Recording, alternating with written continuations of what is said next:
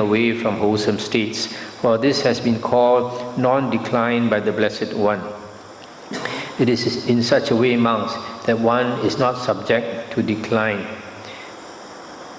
Stop here for a moment. So, a monk does not decline if when there is contact at the six sense doors and unwholesome states arise, then he recognizes them. He does not entertain them. He puts a stop to all these unwholesome thoughts. Then he will not decline. And what monks are the six mastered bases? Here, monks, when a monk has seen a form with the eye, there do not arise in him evil unwholesome states, nor any memories and intentions connected with the fetters. The monk should understand this thus: this base has been mastered, for this has been called a mastered base by the Blessed One. Further, monks, when a monk has heard a sound with the ear, smelled a smell, contacted a touch, tasted a taste, or have a thought, there do not arise in him evil unwholesome states, nor any memories and intentions connected with the fetters. The monk should understand this thus: this base has been mastered, for this has been called a mastered base by the Blessed One. These monks are called the six mastered bases. So the first part is about a monk in training who has not finished his work. Even though he has attained Sotapanna or Sakadagamin, when there is contact at the six sense doors, because of habit, when we see a beautiful form, we want to see again. So if you know that it's not wholesome, then you turn your eye away, you don't entertain it, especially the thoughts that arise from there. So similarly for the other six sense bases. So a monk in training, this will happen naturally, that unwholesome thoughts tend to arise every now and then. But because a monk is training towards revulsion, he cannot straight away get rid of the thoughts. He has to put in effort. Then when he puts in effort to dispel unwholesome states of mind, then he will not decline. But the last part is about the mastered basis, concerns the Arahant. The Arahant has finished his work, so that when his six senses contact anything, unwholesome states do not arise. He has cut off the tendency towards these unwholesome states. So this is interesting because in the other suttas, the Buddha talks about how a monk is, I think, mastered the body, but not mastered the mind. So you take some time to master the body, like you don't indulge in these unwholesome things, but the mind still takes some time to master. So I'll stop here for tonight. Anything to discuss? And compared to the first book, this like the third book and this is the fourth book, is more heavy going.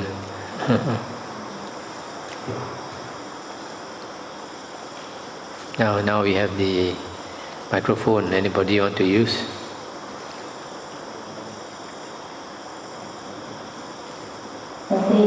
Yeah. During the Buddha's days, monks usually would ask the Buddha to teach them the Dhamma in brief, and then they would go and practice institution on their own. But usually, the Buddha would not agree to let monks, not all the time that they allow monks to practice institution on their own. These days, we have newly ordained monks and even Samanera, they prefer to practice institution on their own without a teacher.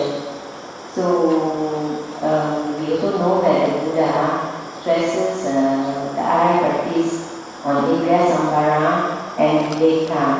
So where do we draw the line? Given that Buddha is no more here, so most monks after ordination they come back, they are on their own.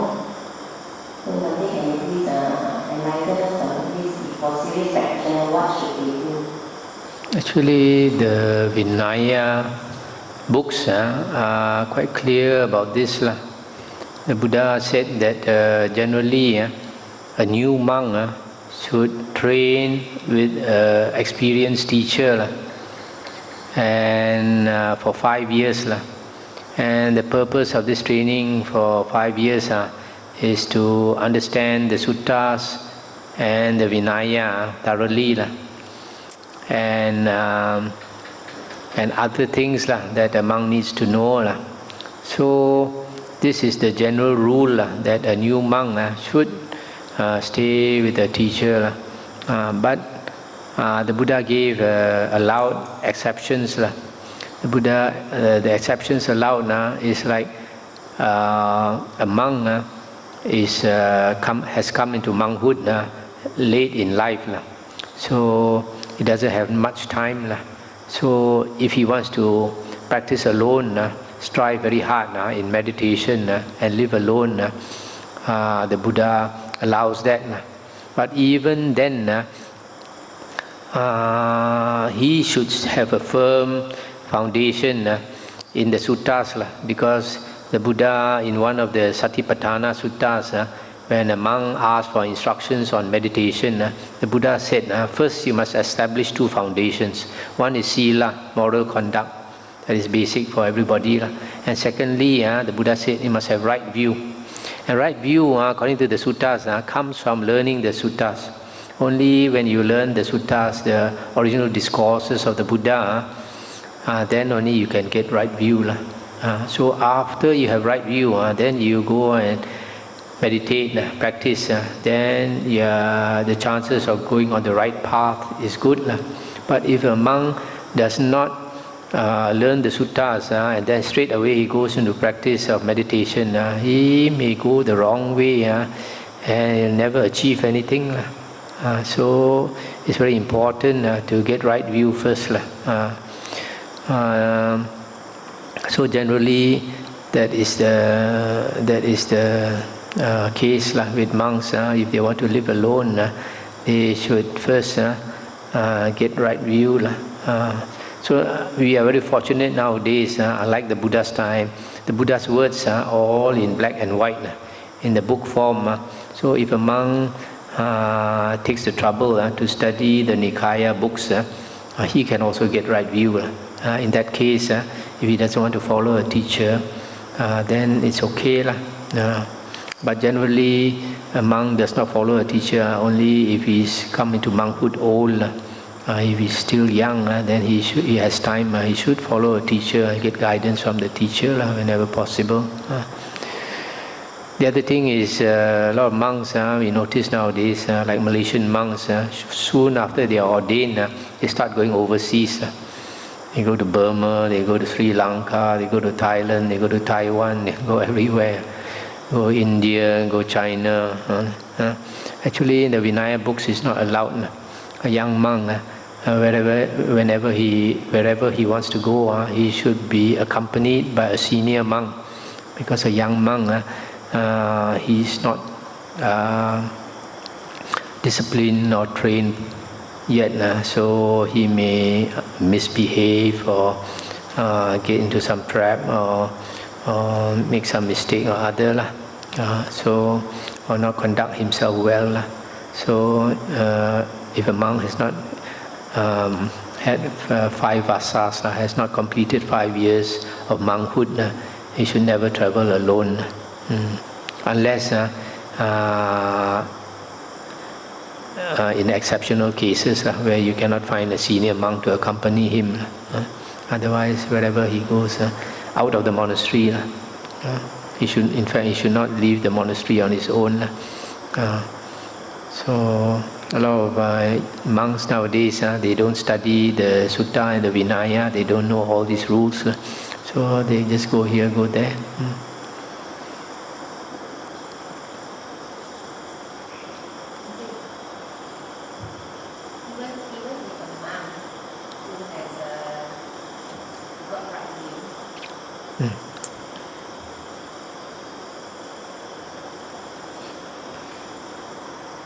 Let's say if a monk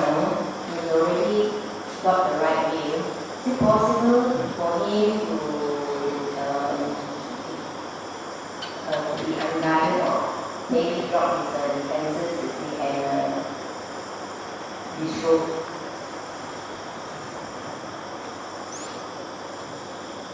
If a monk has attained right view, that means he has attained stream entry.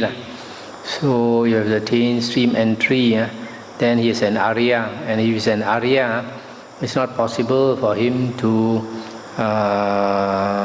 do certain things like break the major precepts. It's not possible.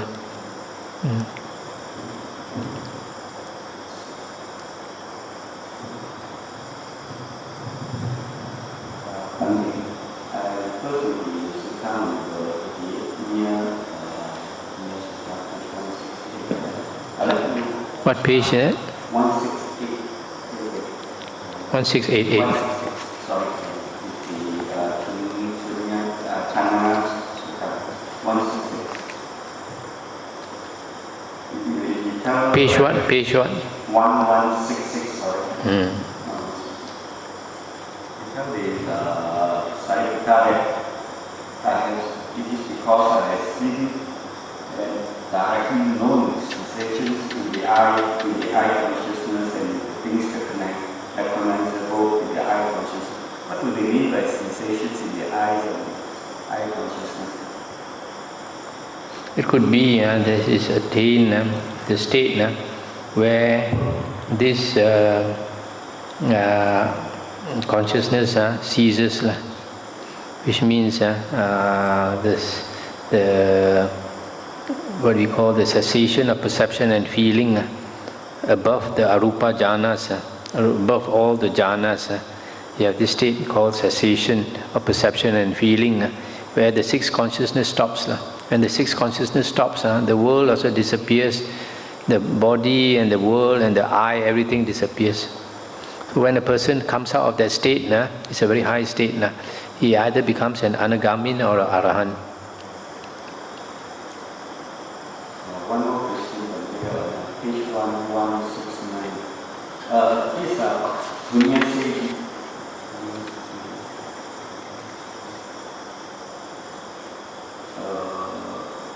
he is sought for excellent. What do you mean by that? I mean, when you practice a holy life, you saying that sought for excellent. Oh yeah. This one, there are some monks, they practice like the 32 parts of the body, loathsomeness of the body, and then they are repelled by the body, disgusted by the body, and then they want somebody to kill them. They look for somebody to kill them, take their life. Isn't this similar to committing suicide? Yeah. This one, this should not happen. If that person understands the Dhamma, it should not happen. That's why right view is very important. If a person does not have right view, he practice, become disgusted with the body, and then he wants to commit suicide. So it's what happened in the Vinaya books. There was a time when the monks, there was the early part of the Buddha's when the Buddha, not so long after the Buddha was enlightened, he taught his disciples only one meditation on the loathsomeness of the body, 32 parts of the body. So the monks practiced very hard, and then they became disgusted with the body. Then Mara, one of Mara's